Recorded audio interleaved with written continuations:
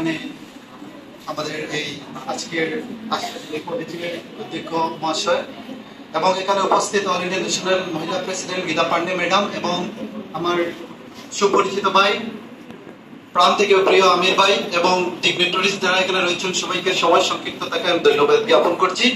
আসলে এখানে আমাদের গীতা ম্যাডাম রয়েছেন, যেখানে সূর্য রয়েছে এখানে একটা মোমবাতির প্রয়োজন নেই আমি মনে করি।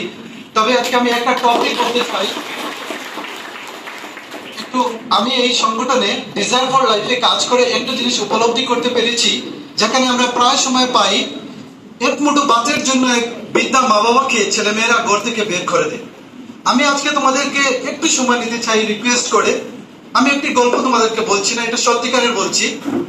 যদি আমি আজকে বলি সবাইকে, তোমরা সবাই পড়াশোনা করেছো মাই ডিয়ার লাভ স্টুডেন্ট, যদি আমি তোমাদেরকে একটা অফার দিতে চাই চাকরির, তোমরা কি করবে?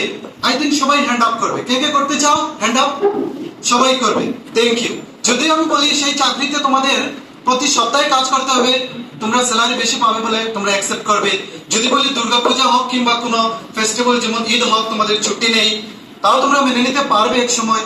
যদি বলি অসুস্থ হলেও ছুটি নেই, তাও তোমরা মেনে নিতে পারবে, হতে পারে বেতনটা বেশি হবে। আর আমি অবশেষে যদি বলি পুরো বছর তুমি চাকরি করবে, কোনো মাসে কোনো ছুটি নেই, অসুস্থের ছুটি নেই, ফেস্টিভ্যালের ছুটি নেই, আর একটা টাকা বেতন তোমাদেরকে দেওয়া হবে না, কেউ কি অ্যাকসেপ্ট করবে? নেভার। কে কে করবে না? আমি নিজেও করব না, সবাই করবে না। Do you know my dear students, সেই চাকরি কে করে আসছেন তোমরা কি জানো? সেই চাকরি করে আসছেন বিনা বেতনে আমাদের জন্মদাত্রী মা এবং বাবা। সকাল থেকে নিয়ে বিকাল পর্যন্ত ছেলে মেয়েদেরকে ভাত জোগানো থেকে কাপড় জোগানো, কলেজ পড়াশোনা করা পর্যন্ত আমাদের এত কষ্ট করে ওনারা আমাদেরকে বড় করেছেন। ইভেন কি এত ঠান্ডার সময় আমাদেরকে শুকনো জায়গায় রেখে ভিজা রেখে কে শুতেন? মা। আমরা অসুস্থ না হই, সেই বাবা 10 টাকা বিস্কুট কিনে নেওয়ার ছেলে মেয়েদেরকে দেওয়ার জন্য 3-4 কিলোমিটার পায়ে হেঁটে এসে ছেলে মেয়েদেরকে দেন, বিস্কুট দেন। কোনোদিন ঠান্ডা, আমরা তো একটা শেল্টারের মধ্যে বসে আছি, এই প্রচন্ড রোদের মধ্যে অনেকের বাবা কাজ করছে, কাদের জন্য? ছেলে মেয়েদের জন্য। আজ আমরা যখন বড় হই, মাইন্ড করবে না সবাই, আমি খুলে বলছি, আমি একজন ছেলে, তোমরা আমার বোন, তোমরা আমার ভাই।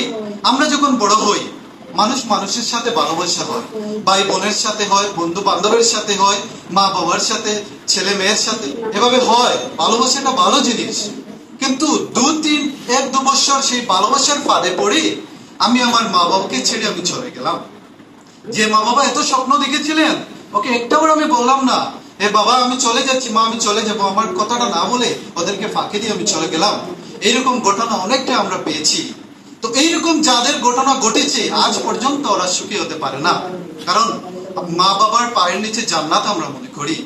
তো আমি সবাইকে রিকোয়েস্ট করব, সবাই যখন বড় হয়েছে, ম্যাচিউরড হয়েছে, জীবনে যদি তোমাদের পরিবারকে সুন্দর রাখতে চাও, মা বাবার মুখের হাসিটা দেখতে চাও, সমাজ সুন্দর রাখতে চাও, যদি তুমি যে দেশে রয়েছো ভারতবর্ষকে সুন্দর রাখতে চাও, তাহলে তুমি আজ থেকে একটা জিনিস প্রমিস করবে, জীবনে আমার জন্য তোমার জন্য আমরা বড় হয়েছি বলে আমাদের জন্য মা বাবার এক ফোঁটা চোখের জল আমরা ফেলতে দেব না। ইভেন কি আমি বড় হয়েছি, কিন্তু ঘর থেকে বের হলে আমি মাকে বলি মা আমি যেতে পারবো এখানে, বাবাকে বলি, ওরা বলে যাও বাবা। ওনাদেরকে বলে আসার পর ওনাদের প্রতি আমাদের একটা দোয়া আশীর্বাদ থাকে ঘর থেকে বের হওয়ার পর। যার জন্য আমি সবার কাছে অনুরোধ করব, এই পৃথিবীতে শ্রেষ্ঠ আমরা মনে করি, আমরা মানুষ হিসাবে রয়েছি, আমাদের জ্ঞান রয়েছে, কারো বেশি কারো কম, আমার কম হয়েছে ঠিক আছে, কারো বেশি রয়েছে, কিন্তু আমরা মানুষ, আমরা মা বাবার ভালোবাসা বুঝতে পারি। প্রথম হবে ভালোবাসা সবচেয়ে বেশি মা বাবার, তারপর অন্যের সাথে। তো জীবনে কখনো মা বাবাকে কষ্ট দিয়ে, মা বাবাকে ভবিষ্যতে ইন ফিউচারে, তুমি হাসছো বোন কিন্তু হাসবে না, মা বাবাকে ইন ফিউচারে এক মুঠো ভাতের জন্য কোনো ছেলে যাকে মা বাবা রাস্তা কাটে দেবেন না। এটা তোমাদের কাছে আমি তোমাদের একজন ছোট ভাই, বড় ভাই হয়ে হাত জোর করে তোমাদের কাছে আমি আশাবাদী করছি। এবং কলেজে এন্টার হওয়ার পর থেকে দেখছি কলেজের যে ডিসিপ্লিন রয়েছে, যে সুন্দরতা রয়েছে, এটা একটা ফুলের বাগানে যে দাঁড়িয়ে আমি কথা বলার সুযোগ পেয়েছি, আমি প্রাউড ফিল করছি। আমার এই অর্গানাইজেশনে আমাকে একটা অ্যাকসেপ্ট করার জন্য কালাইন প্রেসিডেন্ট হিসাবে আমি ধন্যবাদ জ্ঞাপন করছি গীতা ম্যামকে। আমি একজন ছেলে হয়ে যা করতে পারছি না, কিন্তু দিন রাত পরিশ্রম করছেন মানুষের সহযোগিতার জন্য, শুধু আশীর্বাদের জন্য। একটা সমাজকে সুন্দর করার জন্য।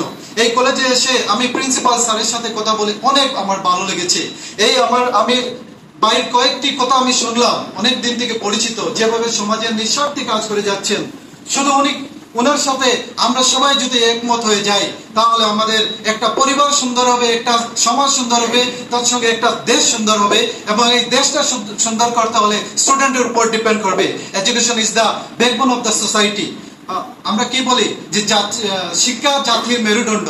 তাই আমি আশাবাদী করে সবাই ক্ষুধার্ত এখানে বসে আছো, শান্তি আমার কথা শোনার জন্য আমি সবাইকে আমার অন্তরে অন্তঃস্থল থেকে ধন্যবাদ জ্ঞাপন করছি। Thank you.